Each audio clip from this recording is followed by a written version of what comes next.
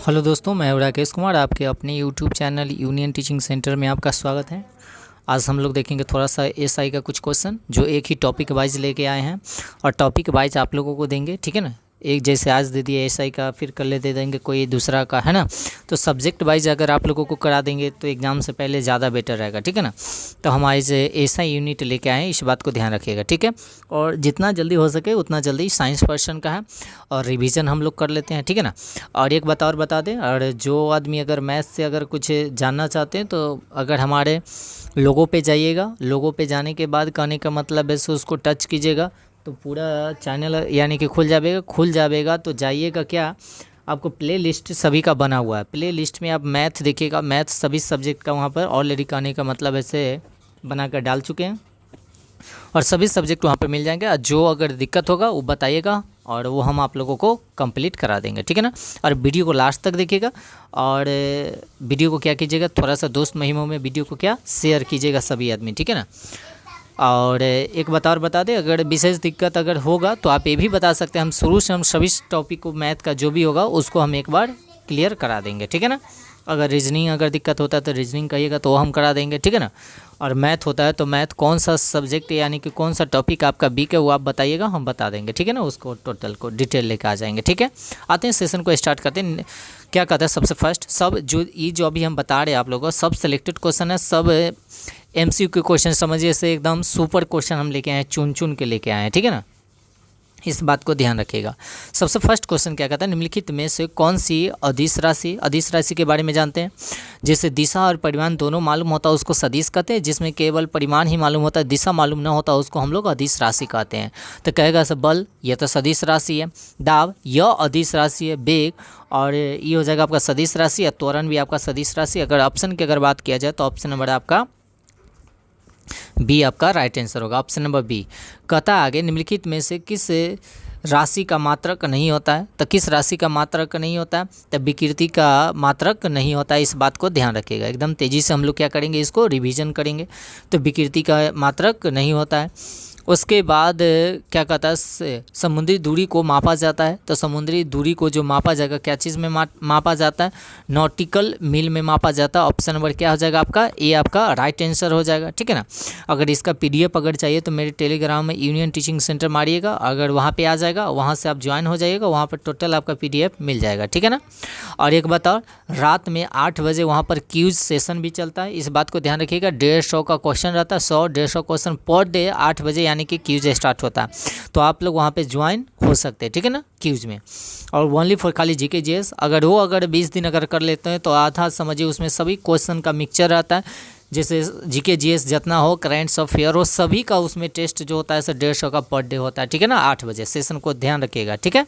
चलिए, उसके बाद अगला क्या आता है, नैनोमीटर में कितनी कितने यानी कि मीटर होती है। तो नैनोमीटर की अगर बात किया जाए तो ऑप्शन नंबर सी 10 के पावर माइनस क्या हो जाएगा 9, ऑप्शन नंबर सी आपका राइट आंसर हो जाएगा। उसके बाद अगला क्वेश्चन क्या कहता है, ध्यान रखिएगा, एमकेएस पद्धति में बल का मात्रक क्या होता है। एमकेएस पद्धति में बल का जो ऐसा मात्रक होता है क्या होता है, न्यूटन होता है। ऑप्शन नंबर किसके साथ जाएंगे, सी के साथ जाएंगे। उसके बाद एंगस्ट्रॉम इकाई क्या है, तो एंगस्ट्रॉम इकाई जो है तरंग दैर्ध्य मापने की इकाई है। ऑप्शन नंबर क्या है, ये आपका राइट आंसर होगा। उसके बाद आगे क्वेश्चन चलेंगे, आर्द्रता किस उपकरण से मापी जाती है। तो आर्द्रता की बात किया जाए तो हाइग्रोमीटर क्या हो जाएगा, हाइग्रोमीटर से। अगर घनत्व की अगर बात करेगा तो हाइड्रोमीटर से। इस बात को ध्यान रखिएगा, आर्द्रता की बात हो रही है तो हाइग्रोमीटर ऑप्शन नंबर किसके साथ जाएंगे, बी के साथ जाएंगे। उसके बाद कहता है दाब की इकाई क्या है। तो दाब की इकाई जो होती है ऐसे क्या होती है, ध्यान रखिएगा, न्यूटन प्रति मीटर वर्ग यानी कि न्यूटन प्रति वर्ग मीटर होता है। न्यूटन प्रति वर्ग मीटर ऑप्शन नंबर क्या हो जाएगा आपका, ए हो जाएगा। उसके बाद अगला क्वेश्चन पे चलते हैं हम लोग, ओनली फॉर सब सेलेक्टेड क्वेश्चन है, ध्यान रखिएगा। इससे एक क्वेश्चन 100% कहने का मतलब इसे क्वेश्चन आएगा, इस बात को ध्यान रखिएगा। निम्नलिखित में से कौन सी राशि सदिश नहीं है, तभी बताएं। जो जिसका दिशा और परिमाण दोनों मालूम होता है उसको सदिश कहा जाता है। आज जिसमें परिमाण मालूम होता है दिशा मालूम नहीं होता उसको अदिश राशि कहते हैं। विस्थापन सदिश राशि है। वेग सदिश राशि है। बल सदिश राशि है। और क्या कहता है, आयतन अदिश राशि। तो सदिश न है इसका मतलब आयतन अदिश राशि होगा, सदिश न है इसका मतलब अदिश होगा। तो ऑप्शन नंबर क्या हो जाएगा, डी आपका राइट आंसर होगा। ऑप्शन नंबर डी आपका राइट आंसर होगा, ऑप्शन नंबर डी आपका राइट आंसर होगा। उसके बाद आगे क्वेश्चन क्या कहता है, ध्यान रखिएगा। अगला क्वेश्चन है एडियोमीटर क्या मापता है। तो एडियोमीटर जो मापता है वह क्या मापेगा आपका, तो ऊंचाई, वायुमंडलीय दाब कहता है, हृदय की गति, ध्वनि तीव्रता, उपयुक्त में से कोई नहीं तो कोई नहीं, है ना। यह जो मापता है, इस बात को ध्यान रखिएगा, यह ध्वनि की क्षीणता को मापती है। क्या मापेगी, ध्वनि की क्षीणता को मापती है। ऑप्शन नंबर ई के साथ जाएगा, इनमें से कोई नहीं। प्रकाश वर्ष मात्रक है क्या चीज़ का, दूरी का। ऑप्शन नंबर क्या हो जाएगा आपका बी, प्रकाश वर्ष किसकी मात्रक है, तो दूरी का, है ना। इस बात को ध्यान रखिएगा। अगले क्वेश्चन की ओर चलते हैं। अगला क्वेश्चन क्या कहता है, निम्नलिखित में से कौन सी मूल भौतिक राशि है। तो मूल भौतिक यानी कि मूल राशि की बात किया जाए तो 7 गो होता है, इस बात को ध्यान रखिएगा। तो मूल यानी कि भौतिक राशि जो है, इसमें क्या हो जाएगा आपका, बल, वेग, विद्युत, हाँ विद्युत धारा हो जाएगा, यानी कि मूल राशि, ठीक है ना। चलिए उसके बाद आगे चलते हैं क्वेश्चन नंबर नेक्स्ट पे। तापक्रम की यानी कि क्या है, तापक्रम की यानी कि एसआई यूनिट क्या होती है ना। तो ताप की अगर बात किया जाए तो ताप का एसआई मात्रक होता है केल्विन। क्या होता है, केल्विन। ऑप्शन नंबर ए आपका राइट आंसर होगा। किलोवाट यानी कि घंटा मात्रक है क्या चीज़ का, ऊर्जा का। ऑप्शन नंबर क्या हो जाएगा, ए आपका राइट आंसर होगा, ऊर्जा का है। उसके बाद अगला क्वेश्चन क्या कहता है, बैरोमीटर का प्रयोग निम्नलिखित में से किसके मापने के लिए किया जाता है। तो वायुमंडलीय दाब को मापने के लिए यानी कि बैरोमीटर का प्रयोग किया जाता है। अगर बैरोमीटर का पाठ्यांक अगर एक बार एक नीचे गिर जाए तो आंधी तूफान आएगा, अगर धीरे धीरे गिरेगा तो बारिश आने की संभावना होती है। अगर इसका पाठ्यांक अगर धीरे धीरे नीचे से ऊपर उठेगा तो आकाश क्या होगा, साफ होगा। इस बात को भी आप ध्यान रखिएगा, क्योंकि देखिए डिस्कशन कराएंगे तो टाइम ज़्यादा लग जाएगा, है ना, तो पूरा हम लोगों का रिवीजन भी नहीं हो पाएगा। इस बात को ध्यान रखिएगा। निम्नलिखित में से कौन सा सही सुमेलित नहीं है। तो पहला क्या कहता है, ध्यान रखिएगा, वोल्ट मीटर, ए मीटर, उसके बाद पैटोसियोमीटर, उसके बाद गैल्वेनोमीटर, है ना, उपयुक्त में से। तो क्या कहता है, सुमेलित की अगर बात हो रही है, क्या चीज़ की बात हो रही है ना, सुमेलित की बात हो रही है। तो सुमेलित की अगर बात किया जाए, सॉरी इसमें सुमेलित करने के लिए है नहीं, सुमेलित नहीं है, शो कहता है ना, नहीं है, सुमेलित रहना चाहिए, है ना। इस क्वेश्चन को हम लोग क्या करते हैं, स्टॉप करते हैं, सॉरी। चलिए उसके बाद अगला क्वेश्चन क्या कहता है, विद्युत धारा की इकाई है। विद्युत धारा का इकाई है, तो विद्युत धारा किसका, तो विद्युत धारा का जो ऐसा मात्रक होता है एम्पियर होता है। ऑप्शन नंबर आपका डी आपका राइट आंसर होगा। उसके बाद निम्नलिखित में से किस धातु की विद्युत चालकता सबसे अधिक होती है, मैंने सबसे ज़्यादा विद्युत धारा प्रवाहित कथी में होगी। तो ध्यान रखिएगा, यह जो होगा आपका रजत यानी कि चांदी, जिसको हम लोग बोलते हैं, चांदी में सबसे ज़्यादा विद्युत धारा प्रवाहित होती है। उसके बाद तांबा में आएगा, तब जाकर सोना में आएगा, ठीक है ना। उसके बाद अगला क्वेश्चन चलते हैं अगले क्वेश्चन की ओर।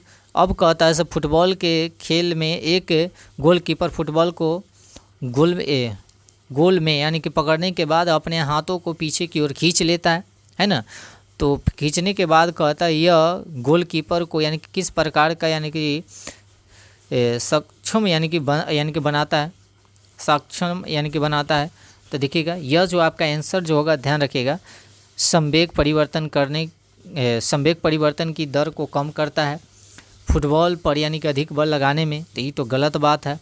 उसके बाद अगर कहेगा फुटबॉल द्वारा हाथों पर यानी कि लगाए गए बल को बढ़ाने में, ये ऑप्शन नंबर डी के बात किया जाए तो फुटबॉल द्वारा हाथों पर लगाए गए बल को घटाने में, ठीक है ना। तो ये 2 गो इसमें आंसर होगा। तो 1 से अधिक, तो ऑप्शन नंबर किसके साथ जाएंगे, ई के साथ जाएंगे। ऑप्शन नंबर ई आपका राइट आंसर होगा, ठीक है ना, क्योंकि 1 से अधिक है, 2 इसमें आंसर है। तो आंसर ए और डी आपका राइट आंसर हो जाएगा, ए और डी आपका राइट आंसर होगा, ठीक है। चलिए आगे चलते हैं। अगला क्या कहता है, निम्नलिखित में से किस ऊर्जा परिवर्तन में यानी कि घर्षण बल शामिल होता है ना। घर्षण हमारे लिए लाभदायक भी है और हानिकारक है, इस बात को भी ध्यान रखिएगा।